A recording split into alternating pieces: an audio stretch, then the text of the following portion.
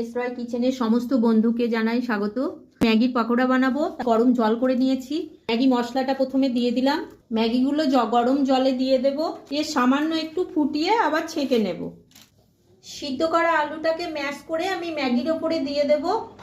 গাজর, পেঁয়াজ, লঙ্কা, আদা, ধনেপাতা, চিলি ফ্লেক্স, লবণ, ম্যাগি মশলা, খাবার সোডা, জোয়ান, চালের গুঁড়ি দিয়ে মেখে নেব।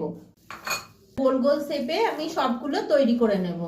আমি গুঁড়ো করে নেব। আমি ময়দা নিয়ে নেব, সামান্য একটু লবণ দেব, গুলে নেব। ব্যাটারে ডুবিয়ে ম্যাগিটা মাখিয়ে নেব। সব ছেড়ে দেব। গরম গরম ম্যাগির পকোড়াগুলো সব হয়ে গেছে। একটা ভেঙে দেখিয়ে দিন। দেখুন কেমন মুচমুচে হয়েছে। লাইক কমেন্ট শেয়ার করবেন আর আমাদের চ্যানেলটিকে সাবস্ক্রাইব করে আমাদের পাশে থাকবেন।